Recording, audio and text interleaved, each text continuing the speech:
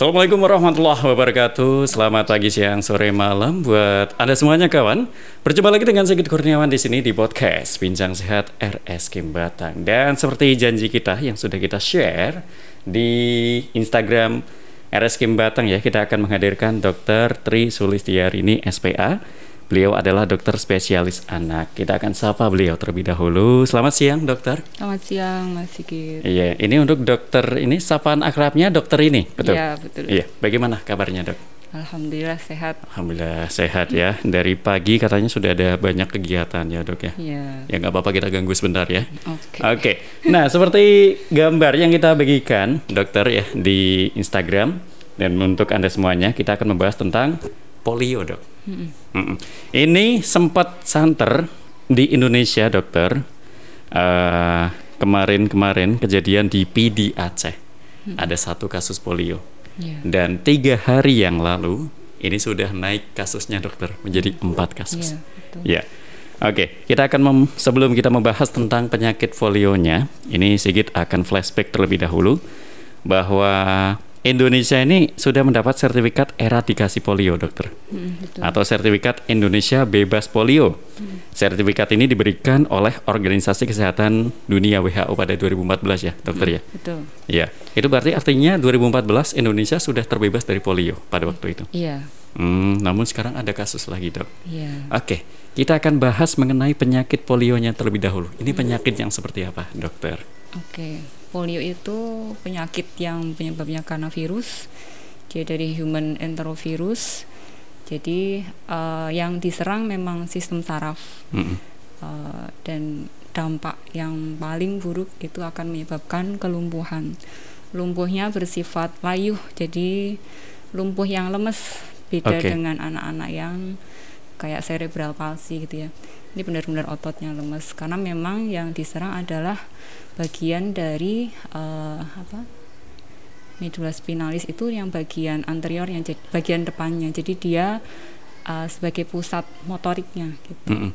Itu memang jadi lumpuh yang lemes ototnya. Bahkan bisa berdampak ke kematian kalau yang terdampak layuhnya adalah bagian yang mengatur pernapasan gitu. Oke.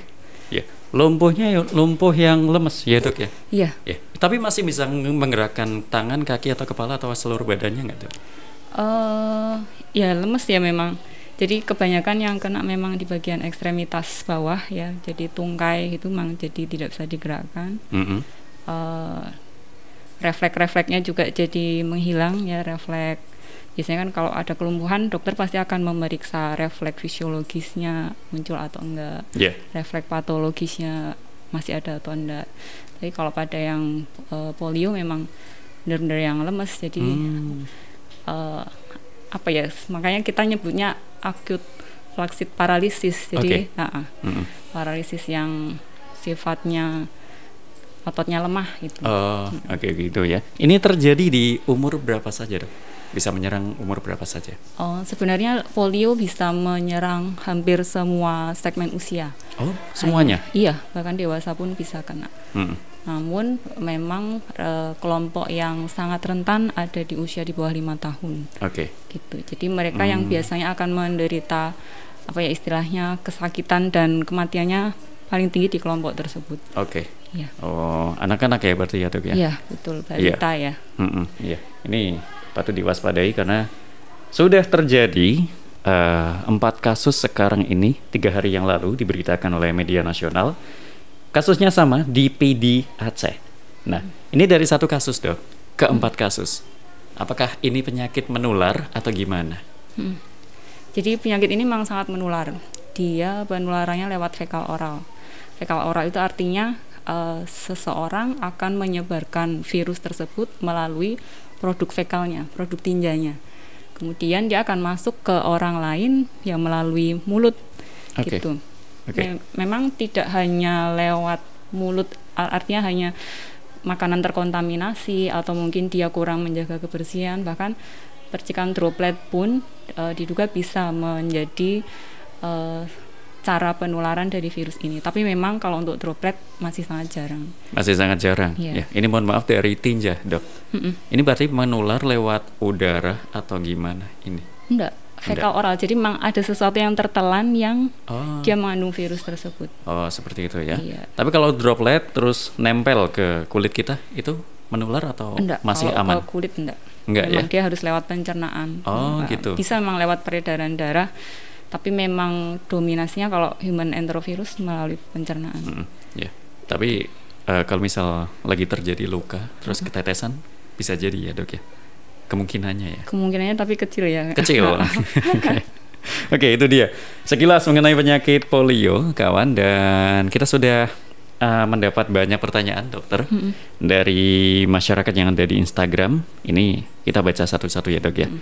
Dari Ayu Pramata ini, Dok, mengucapkan izin bertanya, kalau anak usia 3,5 tahun belum imunisasi dasar sama sekali, apakah masih bisa catch up? Terima kasih. Catch up itu apa ya?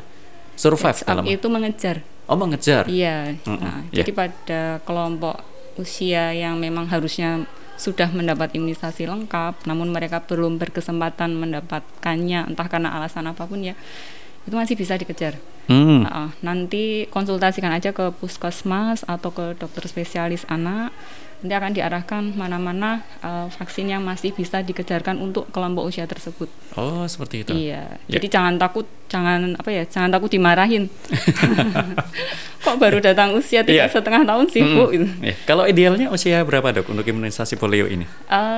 Polio itu diberikan pada bayi baru lahir. Oke. Jadi memang dosis pertama biasanya kita akan memberikan pada saat pasien pulang dari rumah sakit, atau setidaknya pada saat mereka dikunjungi pertama kali oleh bidan. Yeah. Jadi bidan ada kunjungan neonatus pertama. Nah itu kalau mereka memang pada saat pulang dari rumah sakit belum diberikan vaksin polio, mereka harusnya mendapatkan pada saat tersebut. Itu untuk dosis pertamanya. Oke. Ya. Jadi 3,5 tahun maupun 5 tahun bisa nggak sih, Dok? Bisa. Bisa ya? Iya. Ya, Mau 6 tahun pun boleh. Antara berapa ya? 3,5, 5, 6. Kalau 7, Dok? Yang namanya usia anak-anak sampai 18 tahun ya. Oh iya. Jadi kapanpun orang tua sudah menyadari bahwa vaksinasi penting buat anaknya, silakan aja datang ke dokter anak. Nanti akan diarahkan mana yang bisa dikejar untuk kelompok usia tersebut. Gitu. Oke, langsung saja konsultasikan ya ke dokter anak. Bagi yang mungkin anak-anak Anda belum diimunisasi, nanti akan diarahkan imunisasi mana saja yang sekiranya cocok ini untuk anak di usia-usia tersebut. Kemudian, dokter, ada lagi pertanyaan. Ini banyak nih, Dok, ya pertanyaannya. Mohon maaf ya, Dok. Ada Cynthia Putri Suwarwista. Assalamualaikum, dokter. Ini izin bertanya, sebagai orang tua ketika mendengar berita ini membuat kami khawatir. Walaupun anak sudah tervaksin, apakah betul walau sudah tervaksin masih ada kemungkinan terpapar? Terus apa yang kami bisa lakukan untuk mengantisipasi dan meredam kekhawatiran kami sebagai orang tua? Terima kasih, dokter. Oke.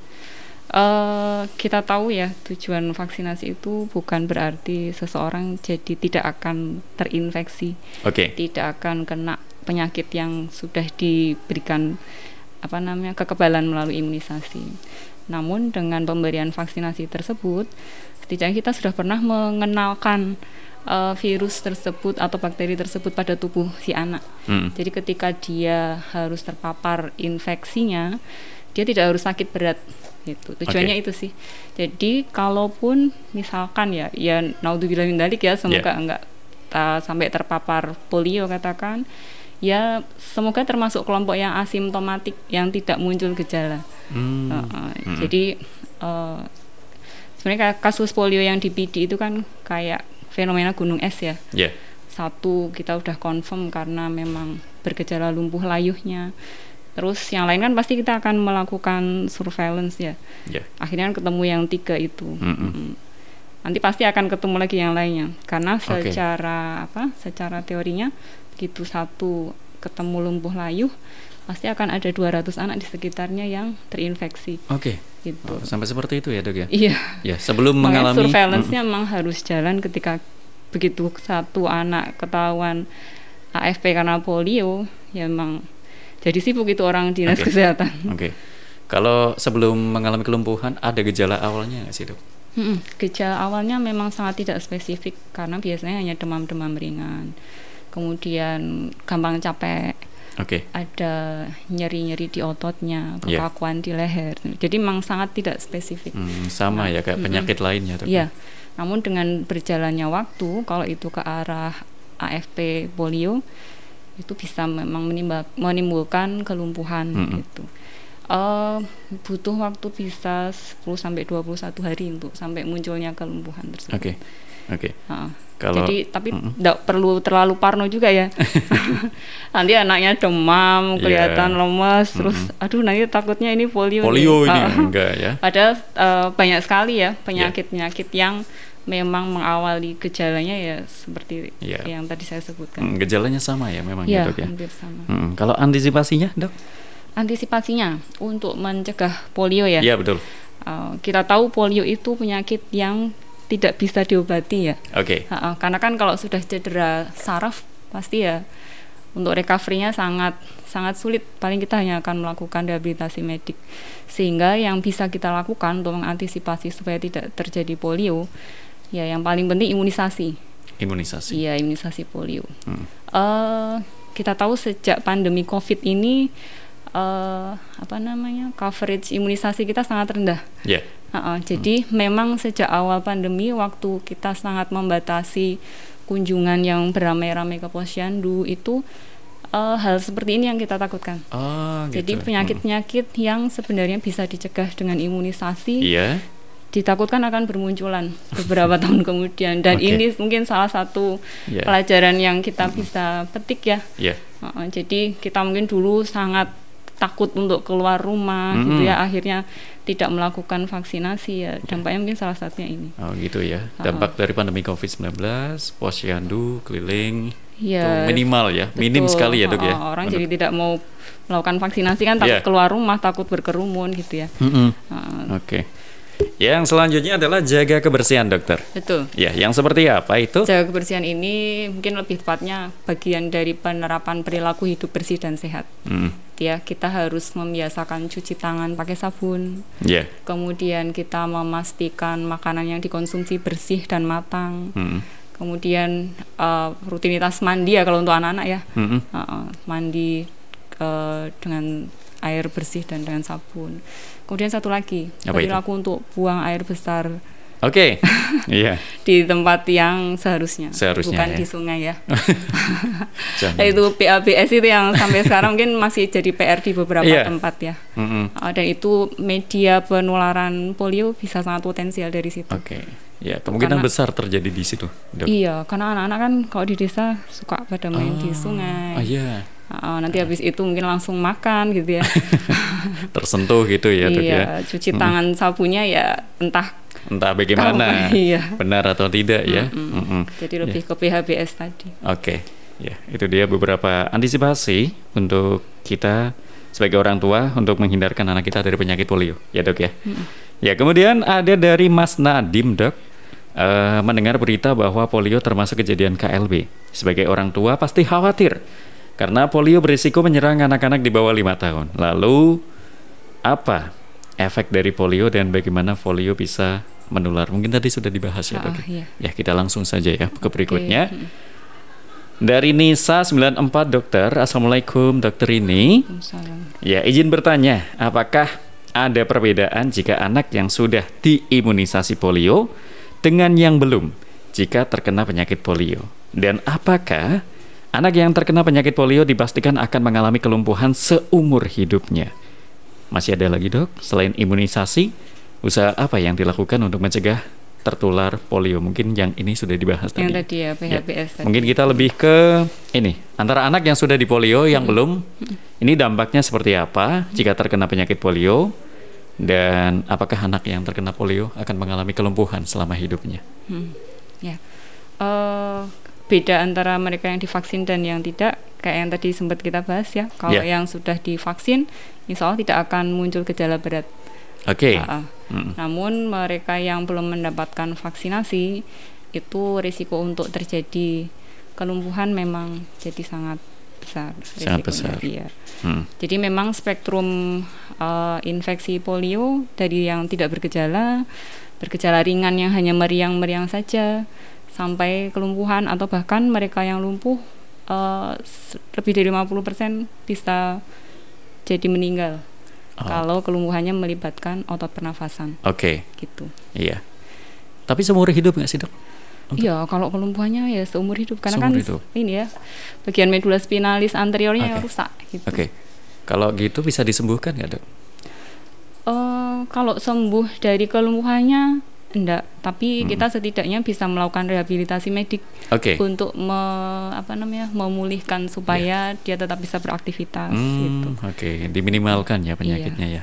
Ya, bisanya seperti itu.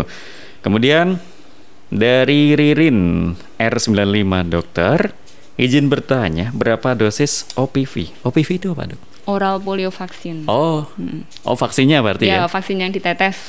Ya. Oh, berapa dosis OPV agar balita benar-benar kebal terhadap polio, dan apakah polio bisa menyerang setelah dewasa? Terima kasih. Ya, dosis OPV seperti rekomendasi imunisasi dari Kementerian Kesehatan ada di usia 0 bulan ya pada bayi baru lahir, kemudian usia 2 bulan, 3 bulan, 4 bulan. Bersamaan dengan DPT. Kemudian jangan lupa kita juga ada vaksinasi IPV, inactivated polio vaccine. Jadi vaksin polio yang disuntikan. Kalau yang OPV tadi kan diteteskan. Bentuknya apa, kapsul itu, Dok, atau gimana? Disuntikan, jadi injeksi. Oh, injeksi. Seperti kalau halnya DPT, kemudian hepatitis B. Jadi disuntikan di otot. Kalau yang OPV kan diteteskan 2 tetes ya di mulut.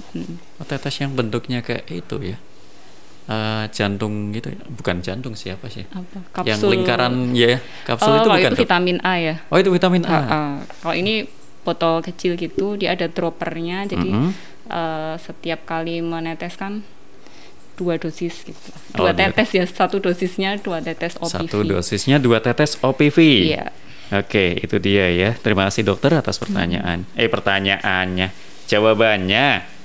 Kemudian ada yang lain, ini, Dok, dari Miftahul Jannah. Izin bertanya, dokter. Ini ada berapa pertanyaannya? Ada 2, dokter. Iya.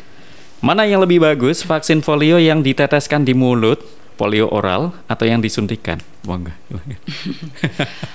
Dua-duanya tetap menjadi rekomendasi dari kementerian untuk saat ini, karena sebenarnya coverage yang untuk OPV saja dia belum bisa untuk mencegah dari infeksi polio yang tipe 2. Gitu. Jadi untuk tipe 1 dan tipe 3-nya ada di OPV itu. Makanya kita dilengkapi dengan IPV. Yang dia mengcover tipe 2-nya gitu. Oke, sama-sama bagus berarti ya, Dok, ya? Sama-sama bagusnya. Iya. Kemudian pertanyaan yang kedua, berapa lama jarak antara pemberian ASI atau susu formula dengan pemberian vaksin polio yang oral? Terima kasih, dokter. Kalau untuk pemberian jarak antara ASI dengan pemberian OPV ya, pada bayi di atas 1 minggu itu tidak ada jarak. Tapi kalau pada bayi di bawah 1 minggu itu sebaiknya tidak langsung diberi minum, karena bisa berinteraksi dengan kolostrum yang didapat bayi dari ASI ibunya. Jadi kalau rata-rata sih seumpama bayi baru lahir pada saat mau pulang baru diteteskan, jadi dia enggak langsung nyusu ibunya sih. Oke. Takutnya kalau itu ya langsung diteteskan ada efek samping atau gimana, Dok? Jadi kurang efektif karena akan ada interaksi antara kolostrum dengan OPV-nya. Tapi kalau usia bayinya sudah di atas 1 minggu tidak diberi jarak, enggak masalah. Nggak masalah. Iya. Seperti itu, semoga bisa terjawab. Kemudian pertanyaan berikutnya, dokter. Selamat malam, Bu Dokter, karena ini kita baginya malam ya, Dok. Bagi gambarnya malam. Penyakit polio ini apakah terjadi pada anak yang tidak mendapatkan imunisasi polio? Lalu apakah penyakit polio bisa disembuhkan? Mungkin sudah dibahas tadi ya. Kita lanjut ke berikutnya, Erinda Ayu. Untuk vaksin IPV, dokter, yang dianjurkan jika hanya dilakukan 1 kali di usia 4 bulan, bagaimana ya, Dok ya? Karena saya baca ada anjuran untuk 2 kali vaksin sebelum usia 12 bulan. Anak saya usianya 16 bulan. Haruskah catch up atau kejar vaksin 1 kali lagi, Dok? Terima kasih. Iya. Untuk rekomendasi pemberian IPV usia di bawah 1 tahun memang 2 kali pemberian. Jadi kalau misalkan sekarang sudah di atas 1 tahun baru 1 kali pemberian, boleh dikejar aja. Dikejar aja iya. Ya. Jadi langsung saja untuk konsultasikan juga, karena takutnya ya dapat jangka panjangnya ada ya, Dok ya. Ya, seperti itu. Kemudian ada dari Tiyuniarti ya. Izin bertanya, dokter, apakah virus polio bisa menyerang anak balita yang sudah pernah vaksin? Jawabannya tadi sudah ya. Ya, bisa. Dan apakah ada gejala khusus untuk virus ini? Tadi sudah dibahas juga ya.